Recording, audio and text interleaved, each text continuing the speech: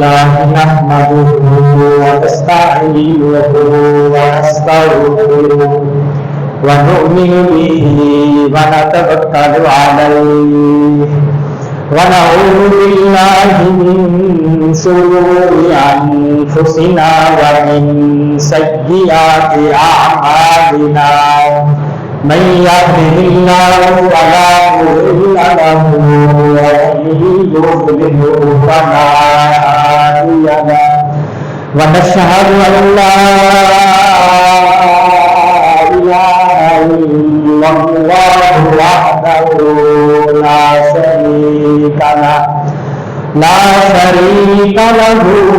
ولا نظير له ولا مشير له ولا معين له ونشهد أن سيدنا وسندنا وحبيبنا وشفيعنا ومحبوبنا محمدا عبده ورسوله أما بعد فأعوذ بالله من الشيطان الرجيم بسم الله الرحمن الرحيم يا أيها الذين آمنوا ادخلوا في السلم كافة وقال النبي صلى الله عليه وسلم من سعادة المسلم المسكن الواسع والجار الصالح والمركب الحميد أو كما قال عليه الصلاة والسلام صدق الله العظيم وصدق رسوله النبي الكريم ونحن على ذلك لمن الشاهدين والشاكرين.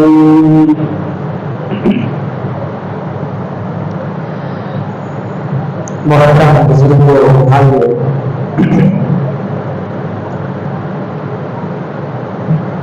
سفر مظفر کا مہینہ شروع ہے۔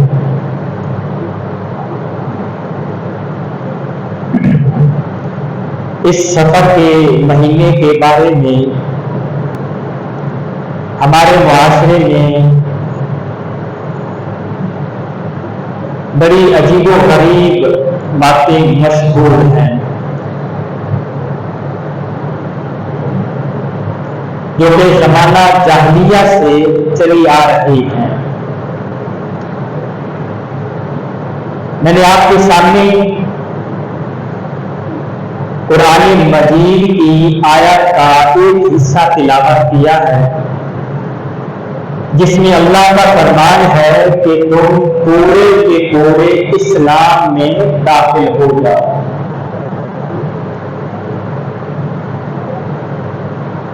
یعنی جو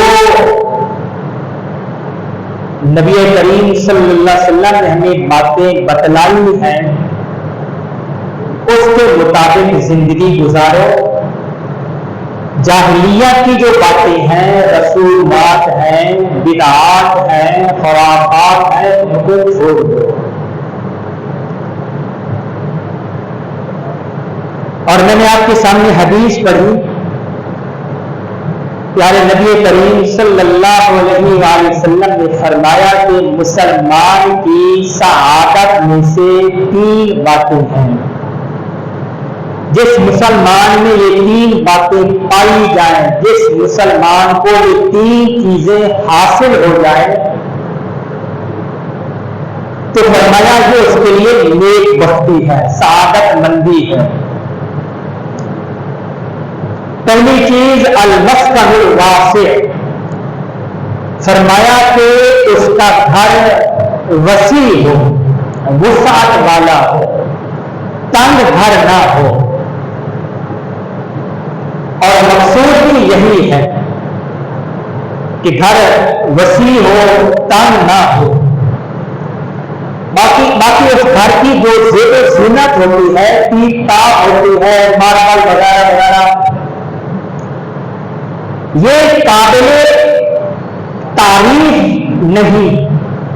حدیث کے مطابق میں آپ کے سامنے عرض کر رہا ہوں، بلکہ شاید یہ فضول خرچی میں آتا ہے۔ حدیث میں آپ نے فرمایا المسکن الواسع، کھلا گھر ہو، وسیع گھر ہو، اور یہی مقصود ہے، یہی مطلوب ہے۔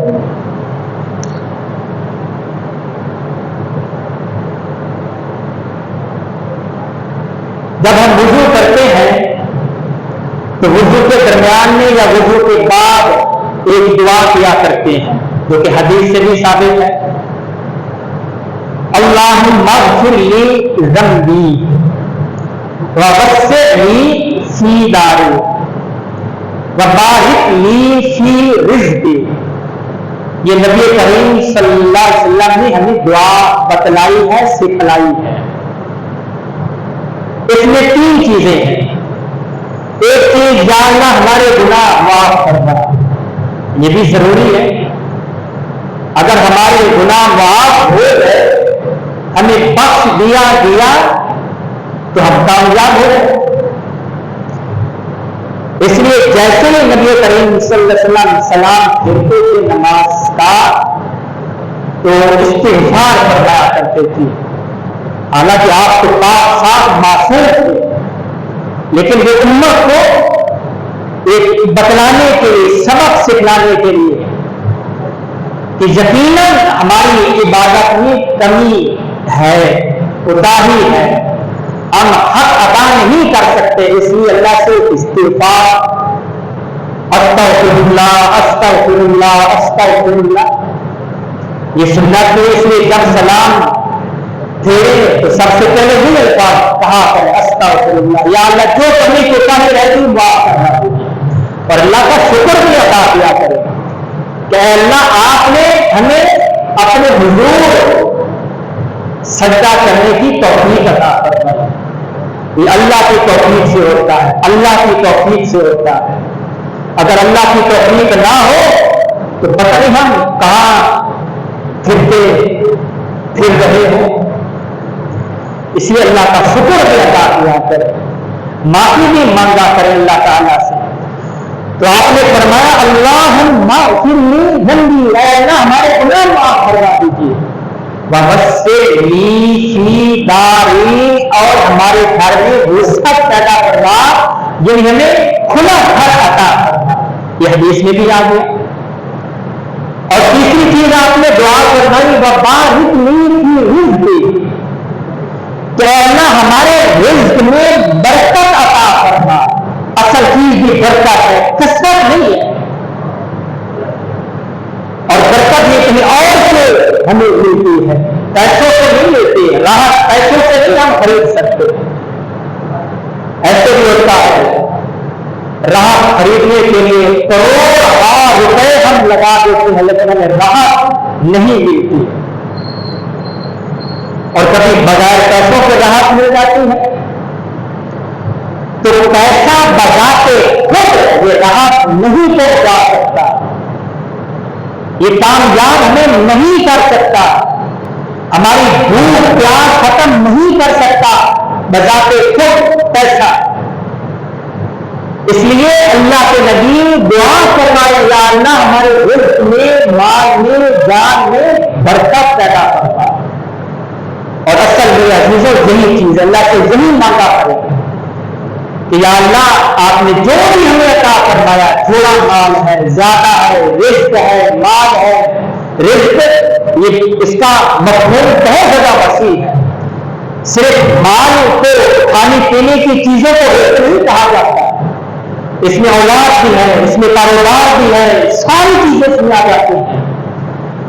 تو اللہ سے یہ دعا مانگی جائے اے اللہ ہمارے رزق میں برکت پیدا کرنا، ہمیں اپنے علاوہ کسی کا محتاج نہ کرنا، برکت مانگی جا رہی ہے، اور اصل یہی چیز ہے۔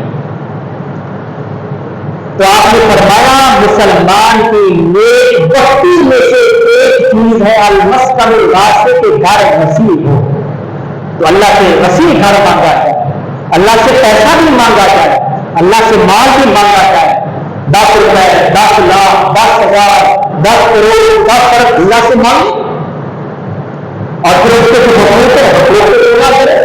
یہ دنیا مانگنا کوئی عیب نہیں ہے۔ ربنا آتنا فی الدنیا حسنہ وفی الآخرۃ حسنہ وقنا عذاب النار، یا اللہ نے دنیا بھی دے آخرت بھی دے، ان دونوں کو، دنیا اور آخرت دونوں کو ہمارے لیے اچھا بنا، خیر والا بنا، ہمیں ایسی دنیا عطا فرما کے دو، ہمیں آخرت فرما بردار بنا دے، ایسی دنیا سے، ایسے مال سے ہماری حفاظت کروا کہ جو ہمیں آپ کا نافرمان بنا دے، ایسی دنیا سے بھی پناہ مانگنی چاہیے اور فقر سے بھی پناہ مانگنی چاہیے۔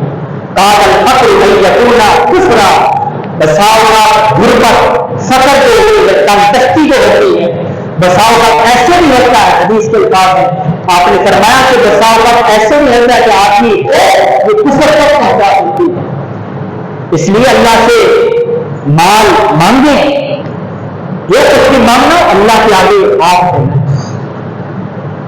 اور اللہ کی اطاعت کے مطابق زندگی گزاریں۔ تو آپ نے فرمایا المسکن الواسع، گھر وسیع ہو، اور دوسری چیز آپ نے فرمایا کہ مسلمان کی سعادت میں سے یہ ہے، نیک وقتی میں سے ہے کہ اس کو پڑوسی نیک مل جائے، نیک پڑوسی مل جائے، تو یہ اللہ کی طرف سے بہت بڑا انعام ہے۔ اللہ نہ کرے اگر ہمیں ایسا پڑوسی مل گیا جو ہمیں تکلیف پہنچاتا رہتا ہے، دکھ پہنچاتا رہتا ہے، تو پھر زندگی جہنم بن جاتی ہے۔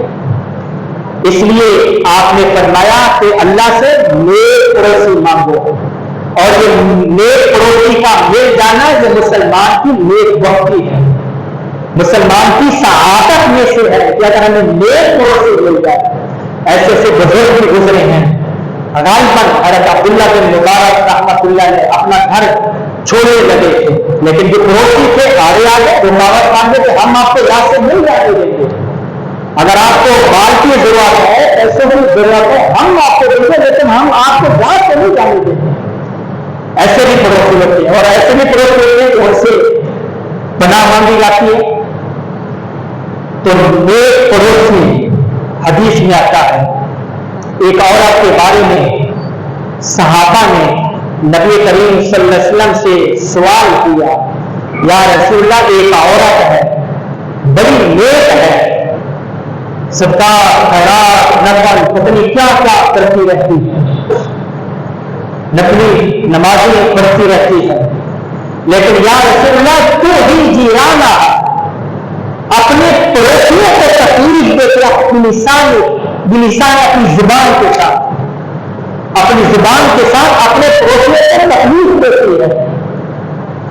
آپ نے فرمایا ریا فی النار، یہ عورت جہنمی ہے، یہ عورت دوستی ہے، جہنمی ہے۔ اب تو اس کی عبادات خود صحابہ گواہی دے رہے ہیں کہ بڑی نیک ہے، عبادت گزار ہے، لیکن کمی یہ ہے کہ وہ اپنے پڑوسیوں کو تکلیف دیتے اپنی زبان کے ساتھ۔ تو آپ نے کیا فرمایا؟ یہ عورت جہنمی ہے۔ اس سے ہم اندازہ لگائیں نیک پڑوسی اور برا پڑوسی جو ہوتا ہے اس میں کتنا فرق ہے۔ اس لیے میرے عزیزوں اپنے پڑوسیوں کا بھی خیال کیا کرو، اور پڑوسی صرف شاہ صاحب نے اپنے دوستوں کافی بنا سے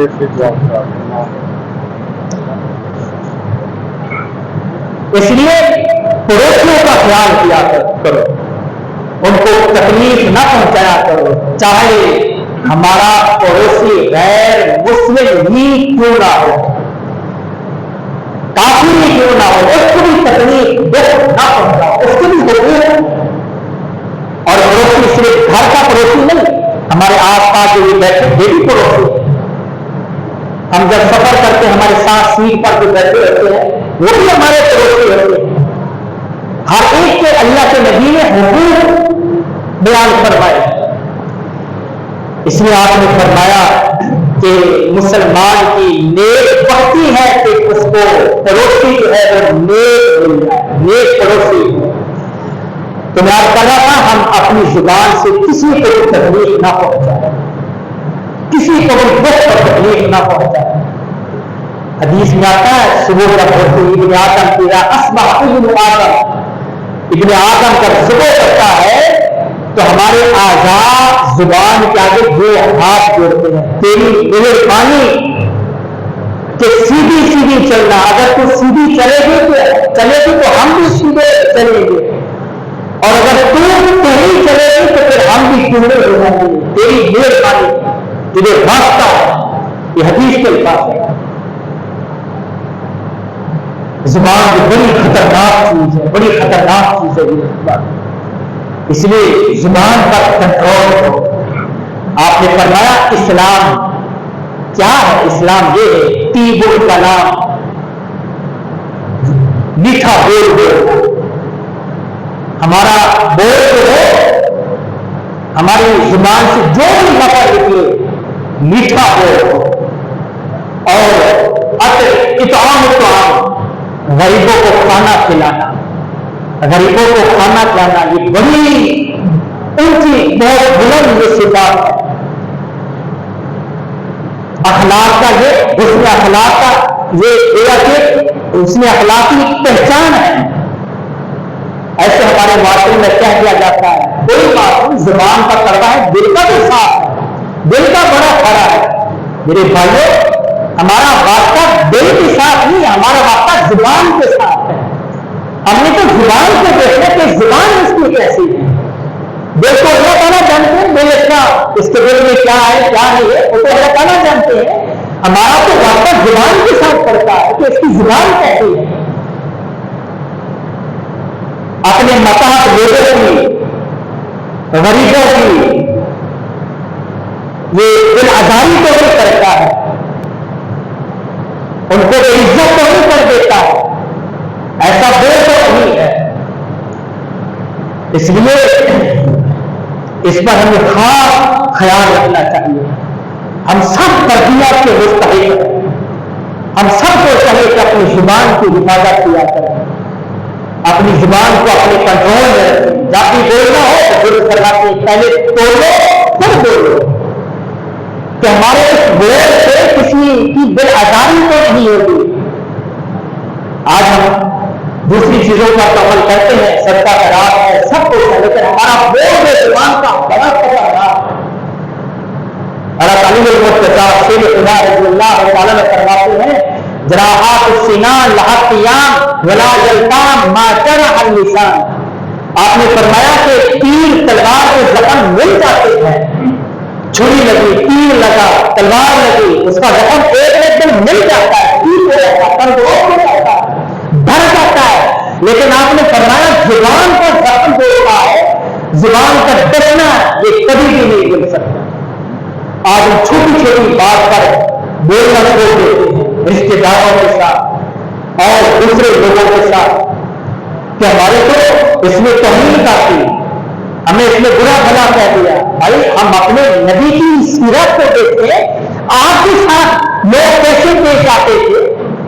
یعنی سیدی خاندان نبی کریم صلی اللہ علیہ وسلم جب ہجرت فرما کر جا رہے تھے، آپ کے دل میں ترافی تھی، مکہ مکرمہ میں پیدا ہوئے، جہاں آدمی کی پیدائش ہوتی ہے، وطن کے ساتھ، اس جگہ کے ساتھ، اس زمین کے ساتھ محبت ہوتی ہے، آدمی کو پیار ہوتا ہے۔ آپ کے دل میں آیا کہ میں ایک دفعہ بیت اللہ کے اندر داخل ہوتا ہوں، چابی شیبی خاندان کے پاس، جیسے اس کا نام تھا، اس کے پاس اس بیت اللہ کے دروازے کی چابی تھی، آپ اس کے پاس گئے، اس نے انکار کر دیا، بلکہ اس نے یہ کہا تو کون؟ ہم تجھے جانتے بھی نہیں، ہم تجھے کبھی بیت اللہ کے اندر داخل نہیں ہونے دیں گے۔ آپ کے دل پر جس وقت گزری وہ پیارے حبیب ہی جانتے ہیں کتنی دل آزاری ہوئی ہوگی۔ آپ نے فرمایا دیکھ ایک دن آئے گا کہ جہاں تو کھڑا ہے یہاں پر میں کھڑا ہوں گا، اور جہاں پر میں کھڑا یہاں پر تو کھڑا ہوں گا۔ اور پھر فتح مکہ کے موقع پر نبی کریم صلی اللہ علیہ وسلم جب فاتحانہ انداز میں جب داخل ہوتے ہیں، اپنے سر مبارک کو جھلائے ہوئے، کفار ڈر رہے ہیں، کانپ رہے ہیں کہ آج ہماری خیر نہیں۔ بیت اللہ میں آپ تشریف لے جاتے ہیں، سیدی کو بلاتے ہیں، چابی منگوائی جاتی ہے، وہ کانپتا ہوا ڈرتا ہوا آپ کے پاس آتا ہے کہ آج میری خیر نہیں، آج میری گردن الگ کر دی جائے گی۔ لیکن قربان جائے وما ارسلناک الا رحمۃ للعالمین. میرے بھائیوں یہ پیارے حبیب کے اخلاق کا معلوم ہے. بھائی بھائی بن کر زندگی گزارے. یہ چھوٹی موٹی باتیں ان کو برداشت کر لیا کرے. ہم سب بھائی ہیں, مسلمان سارے کے سارے بھائی ہیں. ایک دوسرے کے دکھوں کو سکھوں کو برداشت کیا کریں. ایک دوسرے کی ٹانگوں کو مت کھینچے, رکاوٹ مت بنا کریں کسی بھی کامیابی کے لیے. اپنے دلوں سے حسد کو دور کریں, نفرت کو دور کریں. اس میں کچھ بھی نہیں رکھا, بلکہ یہ ناکامی ہے اگر ہم حسد کریں گے. قابیل حابیل آدم علیہ السلام کے دو بیٹے. قابیل نے حسد کیا تھا حابیل سے, اس نے اپنے بیٹے حابیل کو قتل کر دیا تھا. اور پھر قرآن مجید میں ہے کہ جو کسی کو قتل کرے گا وہ اس نے ساری انسانیت کو قتل کیا. جو کسی کو زندہ کرے گا, کسی کو زندگی دی تو ساری انسانیت کو زندگی دے گا. یہ حسد تھا, برداشت نہیں تھی. حسد نہ ہو, تکبر نہ ہو, نفرت نہ ہو. یہ چند دن کی زندگی ہے میرے بھائی. پیار محبت کے ساتھ زندگی گزارے, ایسے زندگی گزار کر جائے کہ ہمارے جانے کے بعد لوگ ہماری تعریف کریں, لوگ ہمیں یاد کریں کہ یہ بہت اچھا انسان ہے, اللہ نے ایسا آدمی بنایا. تو فتح مکہ کے موقع پر نبی کریم صلی اللہ علیہ وسلم نے بلایا, چابی لی اور پھر فرمایا کہ لوگ یہ چابی ہمیشہ تمہارے خاندان میں رہے گی. یہ آپ نے یہ برتاؤ دیا, سب کو معاف کر دیا. تو اخلاق, اچھے اخلاق یاد کر رہا تھا کہ پڑوسی نیک ہو. اور پھر صحابہ نے اس عورت کے بارے میں سوال کیا جو زبان کے ساتھ اپنے پڑوسی کو تکلیف دیتی تھی. آپ نے کیا فرمایا کہ یہ عورت جہنمی ہے. اس لیے میرے بھائیوں ہمیشہ میٹھا بول بولا کر. پتہ نہیں میری لفظ جو میں ٹھیک ہے یا نہیں ہے, لیکن لکھا ہوتا ہے کبھی کبھی بسوں کے پیچھے دل برائے کرو قیمت ایک مسکراہٹ. ایک مسکراہٹ ہم بولے, میٹھا بول بولے تو وہ دل نکال کر ہمارے سامنے رکھ دیتا. یہ صرف لکھنے تک نہ ہو, دل میں اس کو جگہ بھائی بھائی بن کر زندگی گزارے. اور فرمایا تیسری چیز مسلمان کی سعادت میں سے, نیک بختی میں سے وہ یہ ہے المرکب الحنی, کہ اس کو گاڑی سواری خوشگوار مل جائے. ایسی گاڑی ملے جس سے ہمیں راحت پہنچے. آج کل ہماری گاڑیاں دیکھیں پبلک ٹرانسپورٹ ہوتی, اس لیے اللہ کی طرف سے گاڑی کا مل جانا, خاص طور پر اپنی ذاتی گاڑی ہو, اللہ سے مانگنی نہیں چاہیے. موٹر سائیکل, کار, چھوٹی سے لے کر بڑی گاڑی تک مانگو اللہ سے. یہ کوئی عیب نہیں. میں نے شروع میں آپ کے سامنے عرض کیا اللہ سے دنیا مانگو, لیکن ایسی دنیا ہو کہ جو ہمیں اللہ کا فرما بردار بنا دے. اللہ سے دنیا کا مانگنا کوئی عیب نہیں ہے. اسے اللہ سے مانگا کرو کہ اللہ تعالیٰ نے گاڑی بھی اچھی گاڑی دے, ایسی گاڑی دے کہ جس سے ہمیں سکون حاصل ہو, راحت حاصل ہو. اللہ سے مانگا کرو, پیسے بھی اللہ سے مانگو, سب کچھ اللہ سے مانگو. اور ایک روایت رکھتا ہے کہ نیک صالح بیوی اگر مل جائے تو یہ بھی مسلمان کی نیک بختی ہے. نیک بیوی, نیک شوہر اگر دونوں ہو, دونوں نیک ہوں, شوہر بھی بیوی بھی, تو یہ دنیا جنت ہے. اور اگر اللہ نہ کرے ان میں سے کوئی ایک نیک نہ ہو, زبان دراز ہو, تو پھر ہم جانتے ہیں, سنتے رہتے ہیں واقعات معاشرے میں. کبھی کبھی برتن بھی باہر اوپر جا رہے ہوتے ہیں. تو نیک بیوی ہو, یہ بھی اللہ سے مانگا کرے. ربنا هب لنا من ازواجنا وذرياتنا قرة اعين وجعلنا للمتقين اماما. اے اللہ ہمیں اولاد اور ازواج بیویاں ایسی عطا فرما کہ جو ہماری آنکھوں کی ٹھنڈک ملے, جن سے ہماری آنکھیں ٹھنڈی ہوں. یہ قرآن مجید کے الفاظ میں آپ کو سمجھ پاتا ہوں. ایسی بیوی, ایسی اولاد عطا فرما کہ جن کو دیکھ کر ہماری آنکھیں ٹھنڈی ہو جائے، ہماری آنکھوں کو سکون حاصل ہو جائے. یہ اللہ سے دعا کیا کریں. جب آپ دعا کرتے ہیں نماز کے اندر رب اجعلنی مقیم الصلاۃ، یہ دعا بھی پڑھ سکتے ہیں. ربنا آتنا فی الدنیا، جو دعا پڑھ سکتے ہیں. ضروری کہ ہم سے وہی دعا کرے رب اجعلنی، وہ کوئی ضروری نہیں ہے وہ بھی پڑھے اور دعائیں کرنی ہے پڑھے. اگر اکیلے ہم نماز پڑھ رہے ہیں ربنا آتنا فی الدنیا حسنۃ وفی الآخرۃ حسنۃ وقنا عذاب النار، اور ربنا هب لنا من ازواجنا وذرریاتنا، یہ دعا اللہ سے مانگی جائے. اکیلے جب نماز پڑھتے تو سجدہ بھی لمبا ہو، رکوع بھی لمبا ہو، تسبیحات سبحان ربی العظیم سبحان ربی الاعلیٰ، یہ 3 5 7 9 11 مرتبہ پڑھے اکیلے کرتے ہیں. جب جماعت کے ساتھ ہے تو اس وقت ان کو حکم امام کو کہ جو امامت کرائے وہ تخفیف کرے، مختصر نماز پڑھے، کیونکہ پیچھے بزرگ بھی ہوتے ہیں، بیمار بھی ہوتے ہیں، تو ہر ایک کا وہ خیال رکھنا پڑتا ہے. اس لیے اس وقت نماز جب جماعت کے ساتھ ہو تو امام کو ایک طرح کے تخفیف کے ساتھ اختصار کے ساتھ نماز پڑھیں. اور نماز کے بعد ہم دعا کرتے ہیں تو دعا بھی یہ بھی مسئلہ ہمیں سمجھ لینا چاہیے. دعا کرنا کوئی فرض واجب نہیں ہے. ہاں یہ تو ہوتا ہے کہ فرض کے بعد دعا قبول ہوتی ہے، لیکن نہ مانگے کوئی گناہ نہیں ہے. اس لیے جب امام سلام کہتا ہے تو اس کے بعد اگر آپ اوپر جانا چاہیں آپ کو اجازت ہوتی ہے، لیکن دعا مانگنی نہیں چاہیے، قبولیت کی گھڑی ہوتی ہے. اب دعا خود عبادت، عبادت کا مقصد دعا خود عبادت ہے. باقی قبول نہیں بھائی دعا کرنے عبادت ہے بھائی. ہم اللہ کی عبادت کریں جب دعا کرتے ہیں اور عبادت تو قبول ہوتی ہے. وہ الگ بات ہے جہاں دنیا میں ملے نہ ملے، لیکن باہر ہے تو عبادت نہ عبادت کا اجر ثواب ملتا ہے، آخرت میں ذخیرہ بن رہی ہے.